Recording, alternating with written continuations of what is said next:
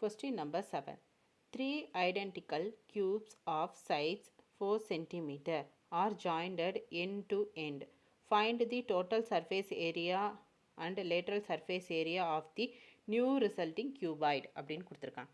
Question அப்படியே தமிழில் repeat பண்ணுறேன். 4 சென்டிமீட்டர் பக்க அளவுடைய ஒரே மாதிரியான 3 கனசதுரங்கள் ஒன்றோடு ஒன்று பக்கவாட்டில் இணைக்கப்படும் போது கிடைக்கும் புதிய கனசெவ்வகத்தின் மொத்த பரப்பு மற்றும் பரப்பு ஆகியவற்றை காண்க அப்படின்னு சொல்லியிருக்காங்க. ஸோ என்ன கொடுத்துருக்காங்க,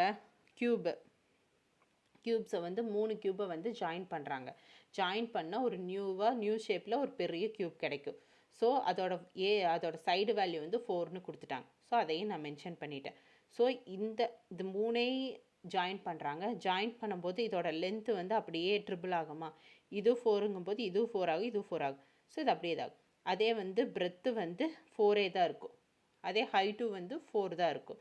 அதே வந்து நீளம் மட்டும் வந்து அப்படியே ட்ரிபிள் ஆகும். அப்போ 4 × 4 × 4னா 12, ஆட் பண்ணால் 12.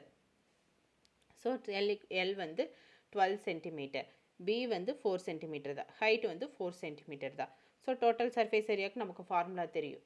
So 2 × 12 × 4 plus 4 × 4 plus 12 × 4. ஸோ 12 × 4 இது எல்லாத்தையும் மல்டிப்ளை பண்ணால் நமக்கு இதை மல்டிப்ளை பண்ணி ஆட் பண்ண என்ன கிடைக்கும், 2 × 112 கிடைக்கும். ஸோ இது ரெண்டையும் மல்டிப்ளை பண்ணால் 2 × 24 சென்டிமீட்டர் ஸ்கொயர்.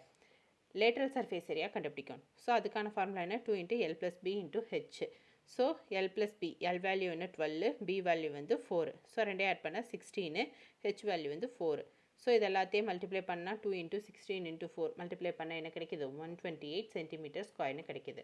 ஸோ இதுதான் லேட்ரல் சர்ஃபேஸ் ஏரியாவோட வேல்யூ. ஸோ நியூவாக நமக்கு 3ஐயும் ஜாயின் பண்ணி கிடைக்கிற க்யூபோட டோட்டல் சர்ஃபேஸ் ஏரியா வந்து 224 அண்ட் லேட்ரல் சர்ஃபேஸ் ஏரியா வந்து 128. அதாவது